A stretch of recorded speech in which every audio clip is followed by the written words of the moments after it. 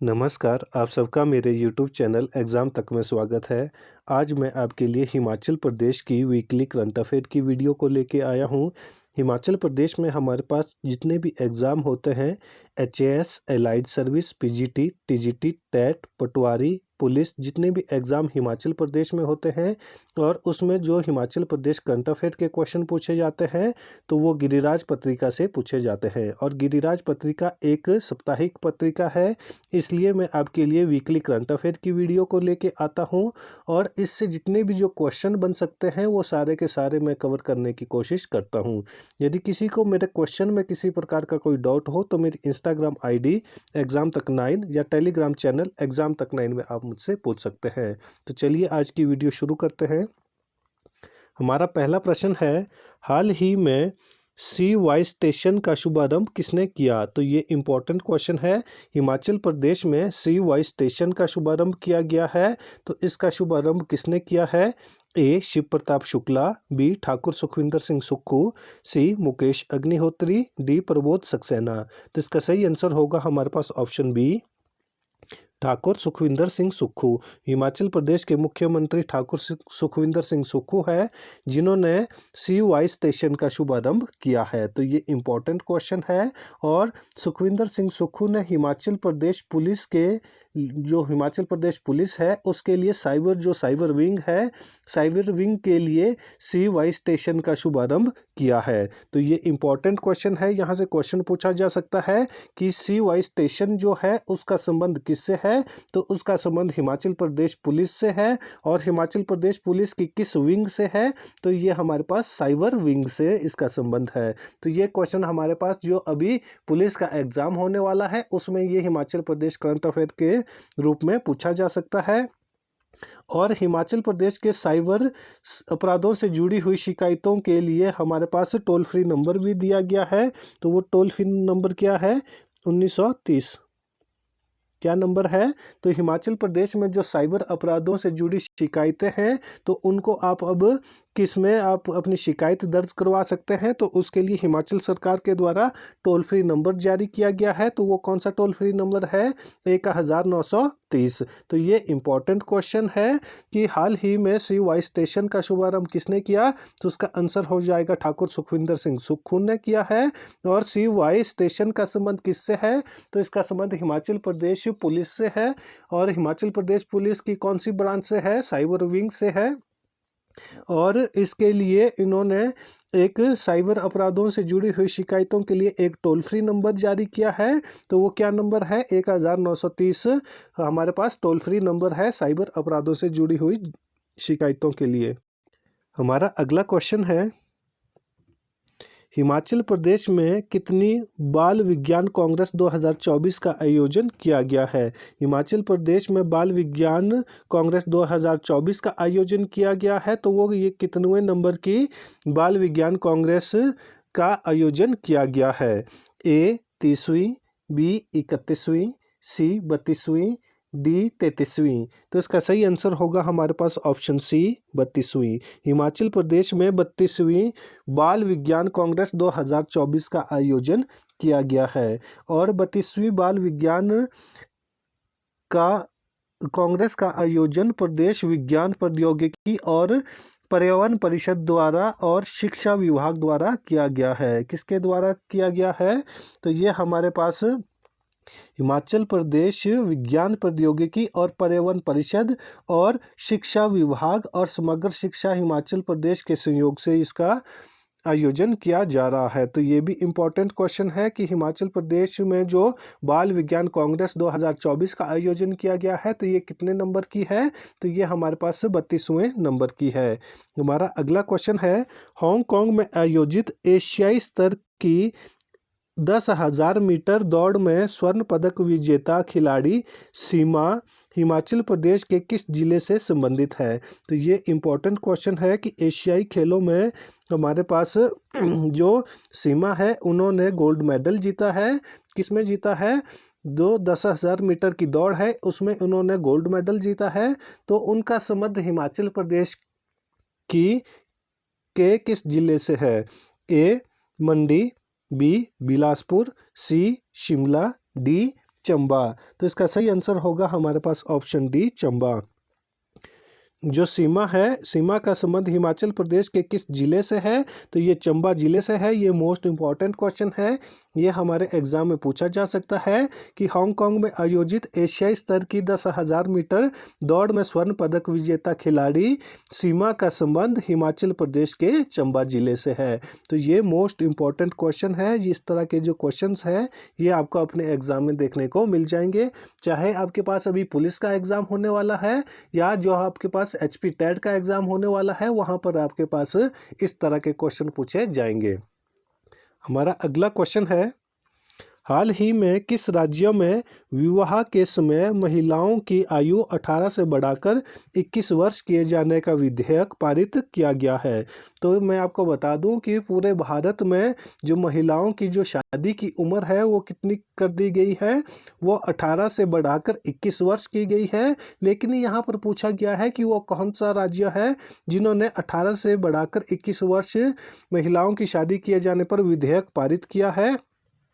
ए Bihar, B Himachal Pradesh, सी Jammu Kashmir, D Sikkim. तो इसका सही आंसर होगा हमारे पास ऑप्शन बी, हिमाचल प्रदेश। जो हिमाचल प्रदेश सरकार है, तो हिमाचल प्रदेश सरकार के द्वारा महिलाओं की आयु 18 वर्ष से बढ़ाकर 21 वर्ष की गई है विवाह के लिए। तो ये विधेयक पारित किया गया है। तो ये भी इम्पोर्टेंट क्वेश्चन है। वैसे तो ये पूरे भारत में इसको लागू किया जाएगा, लेकिन जो हिमाचल सरकार है, हिमाचल सरकार ने अलग से एक विधेयक पारित किया है महिलाओं के विवाह के लिए। 18 से बढ़ाकर इनकी आयु कितनी कर दी गई है? 21 कर दी गई है। हमारा अगला क्वेश्चन है, हाल ही में भारत सरकार द्वारा गठित 23वें विधि आयोग की कार्य अवधि कब से कब तक होगी? ये भी इम्पोर्टेंट क्वेश्चन है और ये करंट अफेयर का क्वेश्चन है। ये आपके एग्जाम में देखने को मिल जाएगा कि हाल ही में भारत सरकार द्वारा गठित 23वें विधि आयोग, जो विधि आयोग है, कितने नंबर का विधि आयोग का गठन किया गया है? 23वें नंबर के विधि आयोग का गठन किया गया है।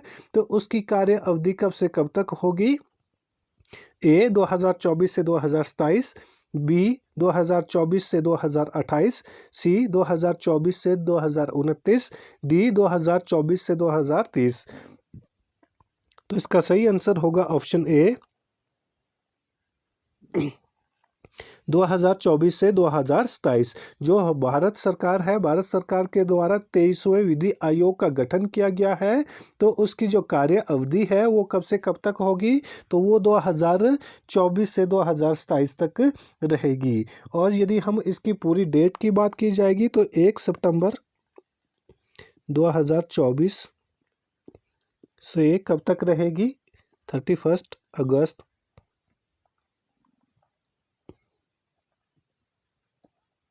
2027। तो ये आपको पूरी डेट के बारे में भी पता होना चाहिए। यदि पूरी डेट के बारे में पूछा जाएगा तो 1 सितंबर 2024 से ये शुरू हो रहा है और कब तक इसका कार्य अवधि रहेगी? 31 अगस्त 2027 तक ये इसकी कार्य अवधि रहेगी। तो ये इम्पोर्टेंट क्वेश्चन है कि हाल ही में भारत सरकार द्वारा गठित 23वें विधि आयोग की कार्य अवधि कब से कब तक होगी?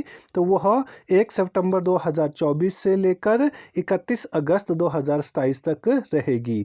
हमारा अगला क्वेश्चन है, स्वयं पूरन ई बाजार किस राज्य द्वारा शुरू की गई पहल है? तो ये इम्पोर्टेंट क्वेश्चन है, ये आपको पता होना चाहिए कि स्वयं पूरन ई बाजार जो एक पहल है वो किस राज्य के द्वारा शुरू की गई है? ए हिमाचल प्रदेश, बी महाराष्ट्र, सी गोवा, डी पंजाब। तो इसका सही आंसर होगा हमारे पास ऑप्शन सी, गोवा। जो गोवा राज्य है, गोवा के द्वारा स्वयं पूर्ण ई बाजार जो हमारे पास पहल है उसकी शुरुआत की गई है। तो ये इम्पोर्टेंट क्वेश्चन है, आपको पता होना चाहिए कि स्वयं पूर्ण ई बाजार जो हमारे पास पहल है उसकी शुरुआत कहाँ पर की गई है? तो उसकी शुरुआत गोवा में की गई है। तो ये भी इम्पोर्टेंट क्वेश्चन है। हमारा अगला क्वेश्चन है, वित्त आयोग 2023-24 में भारत के किस राज्य का वास्तविक सकल घरेलू उत्पादन सर्वाधिक है? तो ये इम्पोर्टेंट क्वेश्चन है कि जो वित्त वर्ष 2023-24 हमारे पास रहा है, तो उसमें भारत के किस राज्य का वास्तविक सकल राज्य घरेलू उत्पाद सर्वाधिक है? ए हिमाचल प्रदेश, बी महाराष्ट्र, सी गोवा, डी पंजाब। तो इसका सही आंसर होगा हमारे पास ऑप्शन बी महाराष्ट्र। जो महाराष्ट्र राज्य है, तो वहाँ का जो वास्तविक सकल राज्य घरेलू उत्पादन है वो भारत के जितने भी राज्य है उनमें सर्वाधिक रहा है। तो ये इम्पोर्टेंट क्वेश्चन है, ये भी एग्जाम में पूछा जा सकता है कि वित्त आयोग है या जो वित्त वर्ष 2023-24 है, उसमें भारत का जो महाराष्ट्र राज्य है उसका जो वास्तविक सकल राज्य घरेलू उत्पाद है वो सर्वाधिक रहा है। हमारा अगला क्वेश्चन है,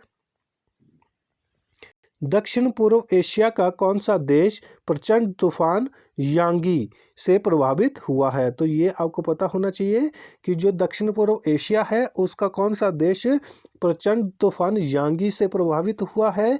A Thailand, B Cambodia, C Laos, D Vietnam. तो इसका सही आंसर होगा हमारे पास ऑप्शन ए थाईलैंड। कौन सा देश इससे प्रभावित हुआ है? तो इससे थाईलैंड प्रभावित हुआ है। और तूफान का नाम क्या है ये भी एग्जाम में पूछा जा सकता है कि जो थाईलैंड है वहाँ पर एक तूफान आया है, तो उस तूफान का नाम क्या है ये एग्जाम में पूछा जा सकता है। तो वो हमारे पास यांगी जो तूफान है वो वहाँ पर आया हुआ था।